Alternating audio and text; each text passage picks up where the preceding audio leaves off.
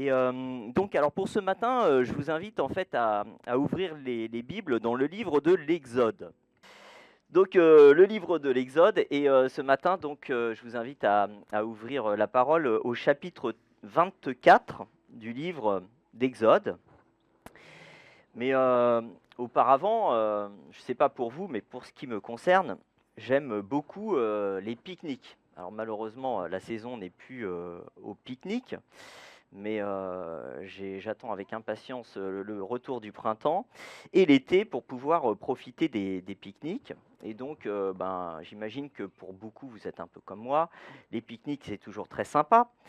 Mais si un jour, quelqu'un vous propose d'aller faire un pique-nique sur le soleil, évidemment, nous sommes tous, dans ces cas-là, beaucoup moins intéressés, hein, déjà parce que c'est inaccessible et puis surtout parce que, ne serait-ce que la couronne, du soleil fait, plusieurs, millions de degrés. Donc évidemment, un pique-nique dans de telles conditions est totalement inenvisageable et impossible. Alors c'est pourtant une chose encore plus extraordinaire à laquelle nous allons assister dans ce chapitre 24 d'Exode. Parce que dans ce chapitre, Moïse et puis les responsables du peuple israélite vont rencontrer Dieu, ils vont le voir et ils vont manger et boire en la présence de Dieu. Donc en fait, c'est rien de moins qu'un pique-nique avec Dieu, un pique-nique avec Dieu auquel la parole nous invite ce matin. Et donc, je vous invite à lire Exode 24. On va lire tout le chapitre, mais on va essayer quand même d'être assez rapide. Dieu dit à Moïse, « Monte vers l'Éternel avec Aaron, Nadab et Abihu, ainsi que 70 anciens d'Israël, et vous vous prosternerez de loin.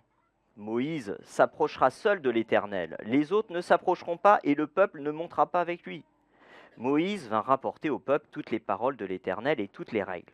Le peuple entier répondit d'une seule voix, « Nous ferons tout ce que l'Éternel a dit. » Moïse écrivit toutes les paroles de l'Éternel, puis il se leva de bon matin, construisit un autel au pied de la montagne et dressa 12 pierres pour les 12 tribus. Il envoya de jeunes Israélites offrir à l'Éternel des holocaustes ainsi que des taureaux en sacrifice de communion.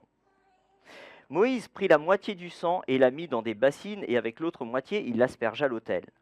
Il prit le livre de l'Alliance et le lut en présence du peuple. Ils dirent, « Nous ferons tout ce que l'Éternel a dit, nous y obéirons. » Moïse prit le sang et en aspergea le peuple en disant, « Voici le sang de l'Alliance que l'Éternel a conclu avec vous sur la base de toutes ces paroles. » Moïse monta avec Aaron, Nadab et Abihu, ainsi que 70 anciens d'Israël. Ils virent le Dieu d'Israël. Sous ses pieds, c'était comme une œuvre en saphir transparent, comme le ciel lui-même dans sa pureté. Il ne porta pas la main contre les personnalités israélites. Ils virent Dieu, puis ils mangèrent et burent. L'Éternel dit à Moïse, « Monte vers moi sur la montagne et reste-y. Je te donnerai des tables de pierre, la loi et le commandement que j'ai écrit pour les enseigner. » Moïse se leva et avec son assistant Josué, Moïse se leva avec son assistant Josué et commença à gravir la montagne de Dieu. Il avait dit aux anciens, « Attendez-nous ici jusqu'à ce que nous revenions vers vous. Aaron et Hur vont rester avec vous. Si quelqu'un a une affaire à régler, c'est à eux qu'il devra s'adresser. » Moïse monta sur la montagne qui fut recouverte par la nuée. La gloire de l'Éternel reposa sur le mont Sinaï et la nuée le recouvrit pendant 6 jours. Le 7e jour, l'Éternel appela Moïse du milieu de la nuée. La gloire de l'Éternel avait l'apparence d'un feu dévorant au sommet de la montagne, aux yeux des Israélites. Moïse pénétra au milieu de la nuée et continua de gravir la montagne. Il y resta 40 jours et 40 nuits. Alors juste un petit rappel du contexte.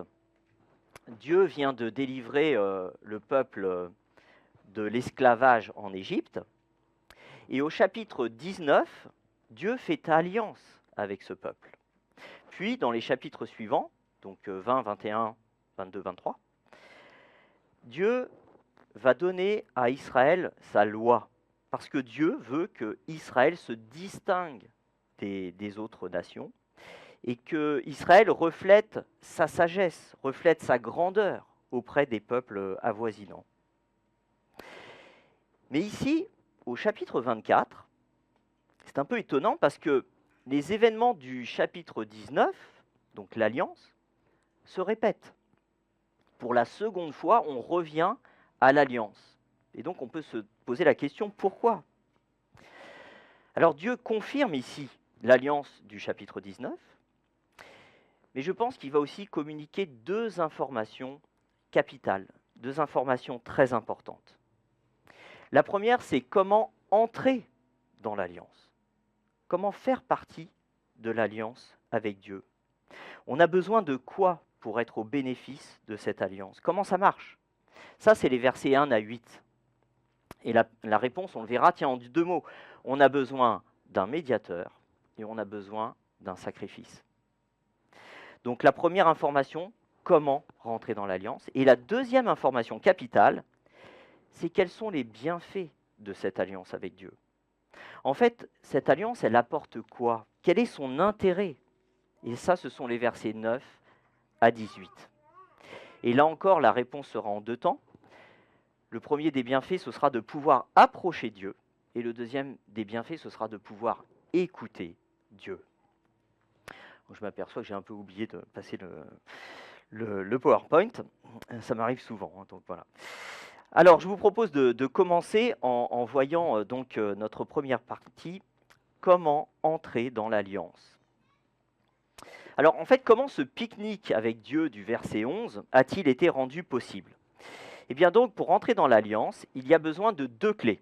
La première clé, c'est celle d'un médiateur. Alors, on voit cela au verset 1 et 2 notamment.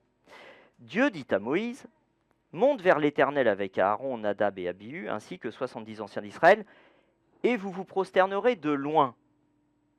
Moïse s'approchera seul de l'Éternel. Les autres ne s'approcheront pas, et le peuple ne montera pas avec lui. » Alors je ne sais pas si vous avez remarqué, mais il y a comme une tension dans ce texte, comme un mouvement contradictoire.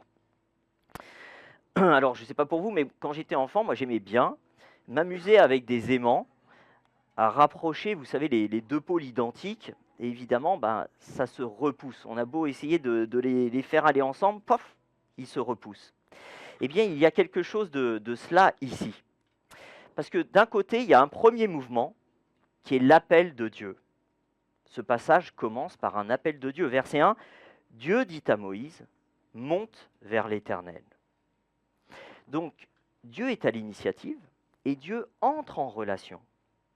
Il appelle les hommes à s'approcher de lui. Et ça, peut-être une petite parenthèse, quelle vision avons-nous de Dieu ? Est-ce que pour vous, Dieu est un Dieu lointain qui se désintéresse de nous, qui se désintéresse du monde ? Un Dieu qui serait peut-être plus une énergie, une puissance cosmique, une puissance un peu ectoplasmique, mais en fait qui ne nous concerne pas vraiment. Eh bien non. Non, on voit ici que Dieu est une personne qui entre en relation, individuellement et personnellement. C'est d'ailleurs ce que Xavier nous a rappelé avec le psaume de David pendant la présidence. On voit que Dieu appelle Moïse, Aaron, Nadab, Abihu par leur nom. Une personne qui nous appelle à elle. Tel est Dieu. Dieu nous connaît et il veut nous rencontrer. Donc, d'un côté, il y a ce mouvement. Dieu appelle les hommes à s'approcher de lui. Mais, deuxième mouvement opposé, contradictoire, on ne peut pas s'approcher de lui. Alors, si vous aviez lu le chapitre 19, le premier temps de l'Alliance, c'est vraiment très clair. Tout au long en fait, de ce chapitre, Dieu met en garde le peuple. Et il n'arrête pas de lui dire « Surtout, ne vous approchez pas de moi, sinon vous mourrez. » Et d'ailleurs, le peuple est terrifié au point de ne plus vouloir entendre Dieu directement et de dire à Moïse, voilà, vas-y pour nous. Alors j'ai commencé avec l'idée folle d'aller pique-niquer sur le soleil, mais l'idée que Dieu nous appelle à s'approcher de lui, il faut bien comprendre que c'est encore plus dangereux. Et on voit cela à nouveau ici, verset 1, vous vous prosternerez de loin. Verset 2, Moïse s'approchera seul. Les autres ne s'approcheront pas. Là aussi, je pense que c'est intéressant pour nous de nous souvenir de ça, parce que on a parfois tendance à considérer Dieu un peu comme notre pote, le bon Dieu. Vous savez, un vieux barbu débonnaire assis sur des nuages. Mais on voit ici que non, il n'en est rien. Dieu est saint, Dieu est glorieux. Et donc, même on voit qu'il est comparé après avec un feu dévorant. On se doit de le respecter, on se doit de plier le genou devant lui, on se doit de lui obéir, de se soumettre à lui. Donc un Dieu qui s'approche, mais en même temps, un Dieu que les hommes ne peuvent pas approcher. D'où l'importance, la nécessité d'un médiateur. Verset 2, Moïse s'approchera seul de l'Éternel. Et vous aurez vu à partir du verset 12 que lors du deuxième appel de Dieu, Moïse va rencontrer Dieu seul à seul. Le médiateur seul est autorisé à rencontrer Dieu. Pourquoi ? Parce qu'il est le représentant du peuple. Et donc ce passage pose un principe essentiel, capital. Nous ne pouvons pas entrer dans la présence de Dieu sans un médiateur. Tout simplement parce que nous sommes pécheurs et que Dieu, lui, est saint. Nous avons besoin d'un représentant qui se tienne entre le Dieu saint et nous qui sommes pécheurs. Il nous faut un médiateur. Alors bien sûr, pour nous, ce médiateur n'est plus Moïse. Moïse est mort depuis longtemps. Et puis Moïse était lui-même un simple être humain, un pécheur. En fait, il n'était que la préfiguration du médiateur que Dieu allait envoyer. Alors il nous fallait un médiateur parfait, qui soit saint comme Dieu lui-même, mais qui soit en même temps un homme pour nous représenter. Et il fallait qu'il approche Dieu à notre place. Et donc, bien sûr, ce médiateur, c'est Jésus-Christ. En Hébreux 8, verset 6, nous lisons. Alors, ce texte est intéressant parce que justement, dans ce texte, l'auteur compare l'alliance de Moïse avec la nouvelle alliance en Jésus. Et il dit qu'entre les deux, il n'y a pas photo. Et en effet, il dit, mais en réalité, Jésus possède un service bien supérieur. Et ce, d'autant plus qu'il est le médiateur d'une meilleure alliance fondée sur de meilleures promesses. Donc la première application de ce passage, me semble-t-il, c'est de reconnaître notre besoin de l'unique médiateur parfait. Notre besoin de Jésus seul. Parce que Jésus seul nous donne accès au Père. Notre besoin de Jésus qui, au moment même où je parle, continue toujours à intercéder pour nous auprès du Père. Quel réconfort. Et donc ça veut dire que l'Église, les institutions religieuses, ou les prophètes autoproclamés, ne sont pas des médiateurs. Jésus est l'unique médiateur. Alors d'autant plus que ce médiateur parfait s'est aussi offert en sacrifice pour nous, et c'est notre seconde clé. Parce que pour entrer dans l'alliance de Dieu, il nous faut aussi un sacrifice. Alors là, je relis les versets 4 à 8. Moïse écrivit toutes les paroles de l'Éternel, puis il se leva de bon matin, construisit un autel au pied de la montagne et dressa 12 pierres pour les 12 tribus d'Israël. Il envoya de jeunes Israélites offrir à l'Éternel des holocaustes, donc des sacrifices, ainsi que des taureaux en sacrifice de communion. Moïse prit la moitié du sang et la mit dans des bassines, et avec l'autre moitié, il aspergea l'autel. Il prit le livre de l'Alliance et le lut en présence du peuple. Ils dirent, nous ferons tout ce que l'Éternel a dit, nous y obéirons. Moïse prit le sang et en aspergea le peuple en disant, voici le sang de l'Alliance que l'Éternel a conclu avec vous sur la base de toutes ces paroles. Alors on voit ici qu'un sacrifice d'animaux est opéré, et le sang de ce sacrifice est aspergé pour partie sur l'autel et pour partie sur le peuple. Alors, c'est pas très ragoûtant, mais ça a le mérite de montrer, de signifier quelque chose d'important. Parce que ce sang de taureau va être en fait le signe extérieur d'une réalité spirituelle intérieure. Qu'est-ce que ça signifie? Nous l'avons dit, Dieu est saint et les hommes sont pécheurs. Et donc l'homme ne devrait pas pouvoir continuer à vivre, il devrait être consumé par ce feu dévorant qu'est Dieu. Mais pour éviter la mort de l'homme pécheur, Dieu, dans sa grâce, accepte que quelqu'un d'autre meure à sa place. Bon, ici, il s'agit d'animaux. Et donc le sang des animaux symbolise ici la nécessité que quelqu'un meure à cause du péché du peuple. Et là encore, cela nous donne une formidable anticipation de ce que Dieu allait réaliser en Jésus-Christ.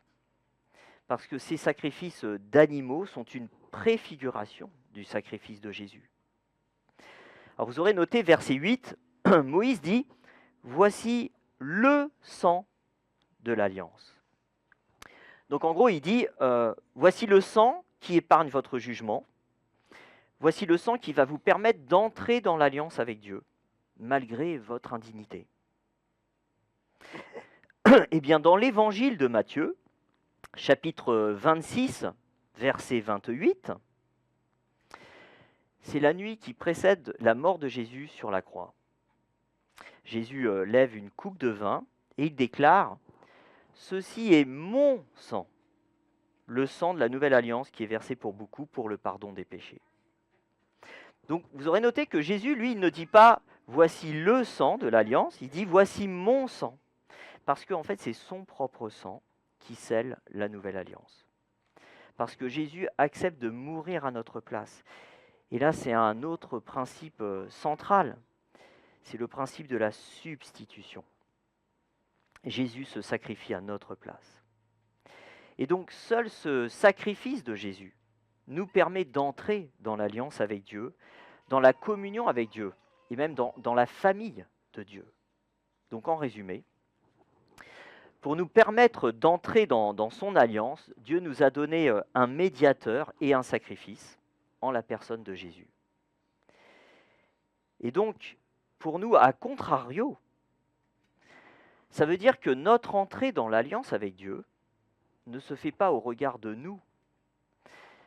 Il ne s'agit pas de nos origines ethniques, il ne s'agit pas de nos origines sociales, il ne s'agit pas de nos qualités, de notre histoire ou de nos efforts. En fait, c'est Jésus qui a déjà tout accompli à notre place. Donc voilà comment entrer dans l'alliance, mais maintenant, posons-nous la question, qu'est-ce qu'elle apporte, cette alliance? Quels sont les bienfaits de l'alliance? Là, il s'agit des versets 9 à 18. Alors, le premier bienfait de l'alliance consiste à pouvoir s'approcher de Dieu. Et on le voit ici, ça prend la forme d'un repas. Les versets 9 à 11 nous relatent cet événement extraordinaire. Moïse monta avec Aaron, Nadab et Abihu, ainsi que 70 anciens d'Israël. Ils virent le Dieu d'Israël. Sous ses pieds, c'était comme une œuvre en saphir transparent, comme le ciel lui-même dans sa pureté.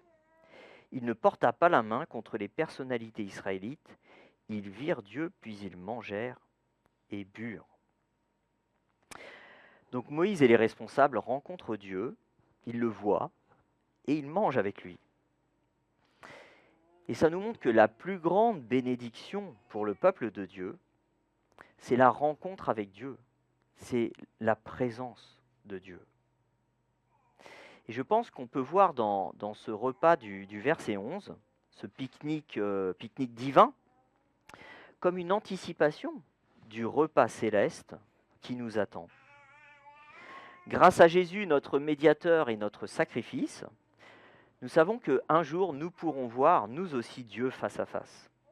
Nous pourrons manger en sa présence et nous pourrons pique-niquer pour l'éternité. Mais même dès aujourd'hui, nous pouvons, en Jésus, nous approcher de Dieu. Et là encore, c'est l'auteur de l'Épître aux Hébreux qui nous dit ceci, chapitre 10, verset 19. « Ainsi, frères et sœurs, nous avons, par le sang de Jésus, l'assurance d'un libre accès au sanctuaire, c'est-à-dire à la présence de Dieu. Cette route nouvelle et vivante, il l'a inaugurée pour nous au travers du voile, c'est-à-dire son propre corps. Alors je ne sais pas combien vous prenez la scène ici dans l'église, mais en tout cas, sachez que d'une certaine manière, à chaque fois que nous prenons la scène ensemble, eh bien, d'une certaine manière, nous pique-niquons dans la présence de Dieu. Et donc posons-nous la question, en fait, qu'est-ce qu'on attend de Dieu? Est-ce qu'on attend des bénédictions matérielles? Peut-être l'amour, peut-être l'argent, peut-être la santé? Ou bien notre plus grande bénédiction est-elle de pouvoir approcher Dieu en pleine assurance, d'avoir justement ce libre accès à Dieu? Quelle est en fait notre plus grande espérance? Est-ce que c'est le fait de pouvoir un jour nous tenir face à face en la présence de Dieu? Un jour de pouvoir pique-niquer avec Dieu? Mais alors l'alliance avec Dieu offre un second bienfait qui est directement lié au premier, et on terminera là-dessus. Pouvoir écouter Dieu. Les versets 12 à 18, dans ces versets, on voit un second événement tout aussi extraordinaire qui se produit. Moïse entre dans la présence de Dieu. Et donc à partir du verset 15 notamment, nous lisons « Moïse monta sur la montagne qui fut recouverte par la nuée. La gloire de l'Éternel reposa sur le mont Sinaï, et la nuée le recouvrit pendant 6 jours. Le 7e jour, l'Éternel appela Moïse du milieu de la nuée.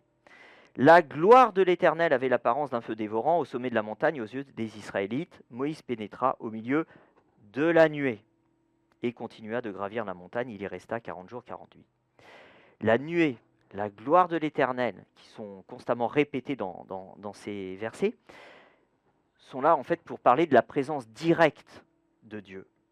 Donc il y a une continuité avec ce premier bienfait qu'on vient d'évoquer. Mais cette fois-ci, on voit que le médiateur est seul face à Dieu.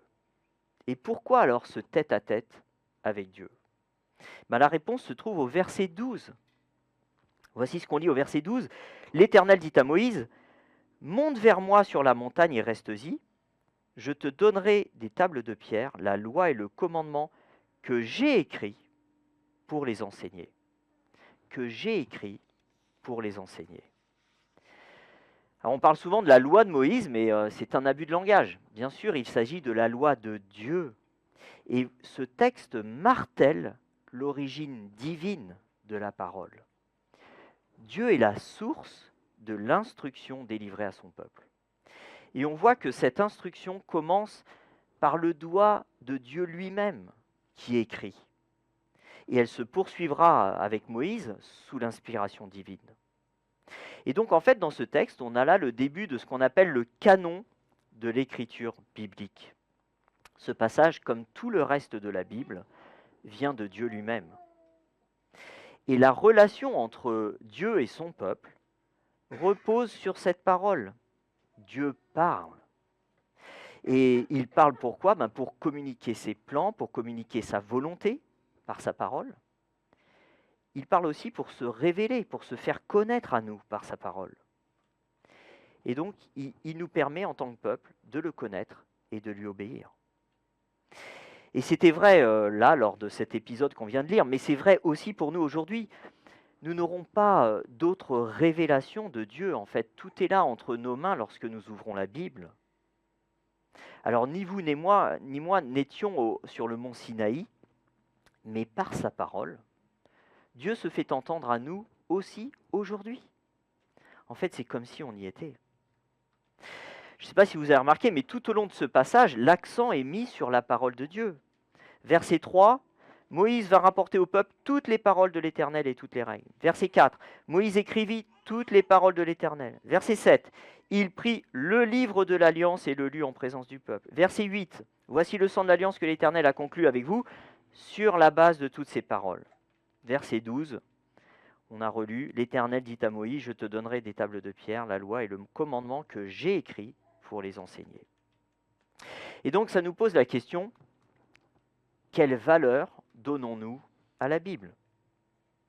Est-ce que c'est un livre parmi d'autres, avec des passages intéressants, d'autres moins? Mais bon, un livre. Ou alors, est-ce que c'est la parole du Dieu vivant? Et si c'est la parole du Dieu vivant, alors, d'autres questions fusent. Quel temps consacrons-nous à nous mettre à l'écoute de cette parole? Le bienfait de notre alliance avec Dieu est justement de pouvoir l'entendre. Mais aussi, quelle autorité accordons-nous à ce que Dieu nous dit dans sa parole? Quand Dieu nous dit de ne pas voler, est-ce que nous continuons à pirater des contenus? Quand il nous dit de ne pas commettre d'adultère, est-ce que nous continuons à nous rapprocher de cette collègue attirante? Quand il nous dit de ne pas avoir d'idole, est-ce que nous continuons à tout sacrifier pour amasser de l'argent? Et si la parole est bien la parole de Dieu, alors nous devrions la chérir, l'écouter, la lire, l'étudier. En fait, on devrait s'empresser d'aller à l'église pour l'entendre. On devrait l'enseigner à nos enfants. On devrait aussi la partager avec nos voisins, nos collègues, nos amis.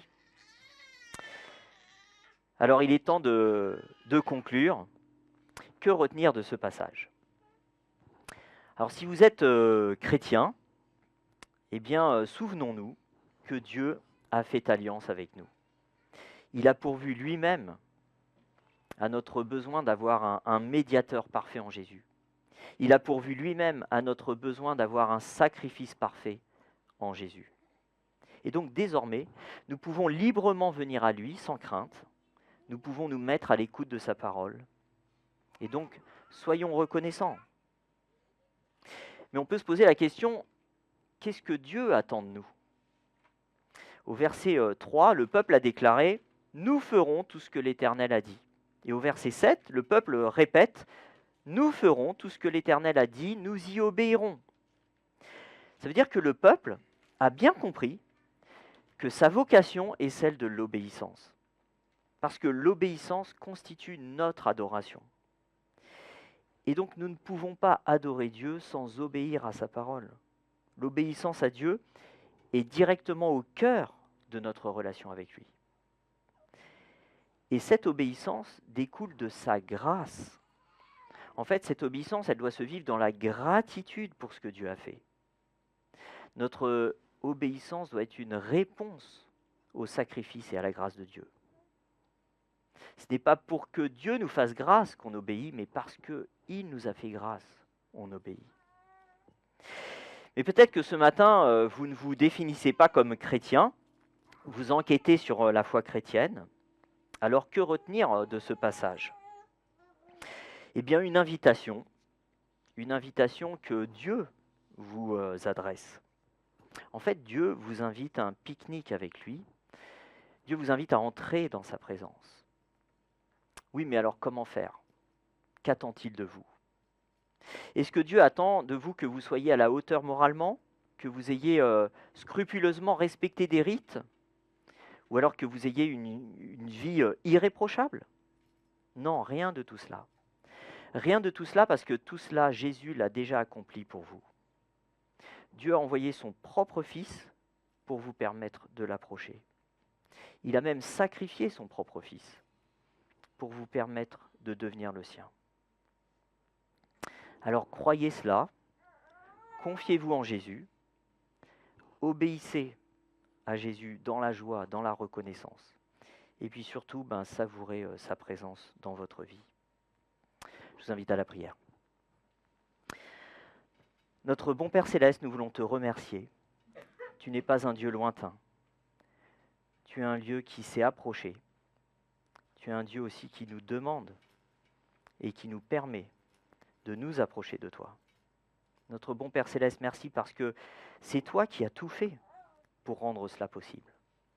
Tu as pourvu au médiateur, au sacrifice en la personne de Jésus. Et tout ce que tu nous demandes désormais, c'est d'accepter cela, de le croire, de venir les mains vides, dans la reconnaissance, de venir à toi et de t'aimer. Et on veut te prier pour que ton esprit nous aide à cela. Veuille mettre dans notre cœur un amour sincère pour toi et veuille nous guider sur le chemin de l'obéissance. Au nom de Jésus-Christ. Amen.